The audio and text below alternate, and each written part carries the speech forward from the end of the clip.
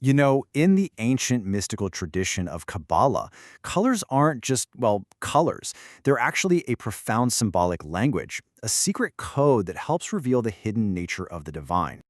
So, what if every single color you see held some kind of secret spiritual meaning? To even begin to answer that, we've got to dive deep into the foundational work of Jewish mystical thought, which is known as Kabbalah. Now, Kabbalah isn't just one book. It's this huge, complex system for understanding the hidden parts of reality. And right at its very heart is a kind of map of the divine, a concept called the Sephirot. So, think of the Sephirot like 10 divine channels or attributes. They're how this infinite, unknowable creator actually interacts with our world. Each one is a totally unique expression of a single divine energy. Okay, so where do colors fit into this whole cosmic map?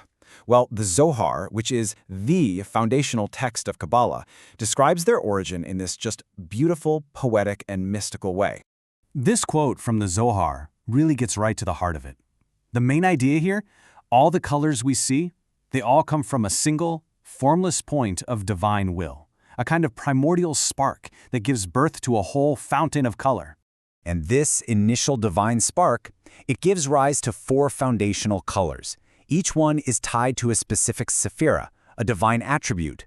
We've got white for wisdom, red for understanding, green for beauty, and black for kingship, or what's known as malchut. And this is such a brilliant way to think about it. It's just like a single pure beam of light passing through different colored lenses. The light itself is one and the same, right? But the way it shows up in our world, its expression, that's what changes. All right, so let's see how this all builds into this incredibly powerful symbolic system. We're going to start with the 2 big ones, the colors that form this core duality in Kabbalistic thought, red and white. Okay, this comparison is absolutely crucial to understanding the whole system. On one side, you've got white. It's linked to the Sephira of Chesed. That's kindness, mercy, compassion. You can even associate it with the Archangel Michael. Then on the other side, you have red. This represents Gevura, judgment, strength, severity, and the Archangel Gabriel. It creates this fundamental tension, this polarity between the divine flow of giving and the divine act of holding back. And believe me, this wasn't just some abstract theory. You can see it in practice in the ancient temple service, especially on Yom Kippur, the Day of Atonement.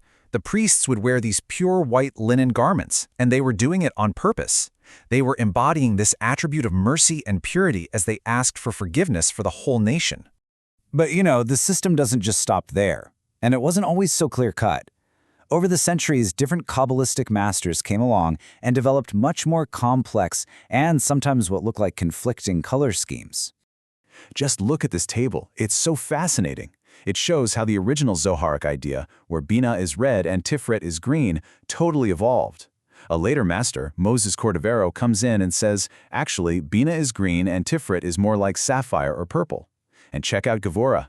It goes from just being part of red to this wild mix of red, black, blue, and gold. What's going on there? So what's the key takeaway here? This complexity, it isn't a contradiction. It's actually a powerful sign that Kabbalah isn't some static, dusty old system. No way. It's a living, breathing tradition of evolving mystical thought and deep spiritual exploration. Which of course leads us to a really important question. What's the point? What's the ultimate purpose of this whole symbolic language? Why does any of this matter for someone actually practicing it? And here we get the answer straight from Rabbi Moshe Cordovero himself. He gives this warning. He says one must be extremely careful not to take these descriptions literally. He's telling us that the colors are symbols for the effects and qualities that flow from these higher spiritual roots. These are tools for the mind and soul, not a literal paint by numbers of the divine. So Kabbalists use this language of color for something they call inner vision. Think of it like a map for meditation. It's a way to consciously and deliberately connect with specific divine energies. They aren't just sitting around thinking about mercy. They're using the visualization of the color white to actively pull that quality into their own consciousness. So how does this actually work in practice? Well, classic texts on the subject, like Aryeh Kaplan's amazing book Meditation and Kabbalah, they outline the specific methods that are used to develop this kind of inner vision. These methods are they're like sophisticated spiritual technologies. For example, you have Hitbonenat, which is this kind of intense contemplation to just clear your mind. And then there are Yechudim, which involve visualizing specific mental images, often combinations of Hebrew letters, to connect with these spiritual realms.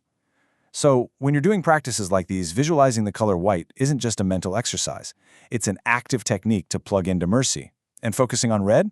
That could be used to call upon strength and justice. Ultimately, the big goal of all these color-coded meditations is to achieve something called Ruach HaKodesh. It's a state of enlightenment, often translated as Holy Spirit. It's basically a technique for going beyond the physical world and reaching a higher state of consciousness. When you start to see the world this way, it transforms everything from just a random collection of stuff into, well, as one source beautifully puts it, a radiant tapestry where every hue is a whisper of eternity. So next time you look at a color, maybe you'll wonder, what divine energy, what secret of the universe is it trying to show you?